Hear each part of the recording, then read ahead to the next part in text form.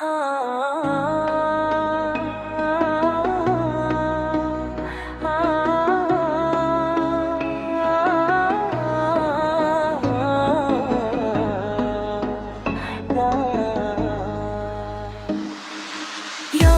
yağıştır gözyaşım, küləklər ahımdır mənim. Mən indi sənsiz əmsə tək, bu öz günahımdır mənim. Sən aldığım nəfəsdəsən, sən ötən hər anımdasan. Nə mən sənin yanındayam, nə sən mənim yanımdasan. Görüşünə getsəm, görəsən, naməmi yazsam nə edim? Hansı ümidlərlə yazım, mənimki yoxdur ümidim.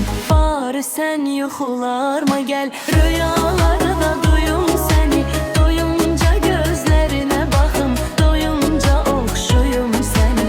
Yar sən yuxularıma gəl, rüyalarda duyum səni.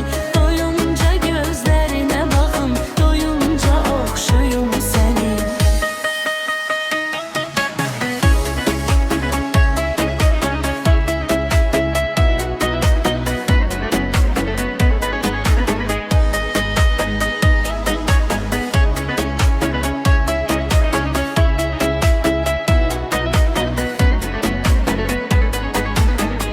Yadında mı o son görüş, bugün her şey bitti dedin. Ben buna bir səhvdir dedim, sənsə xəyanətdir dedin. Dedin ki indi get götür rəsmimizi bağrına bas. O biz birgə seçdiyimiz nəğməmizə tək qulaq as.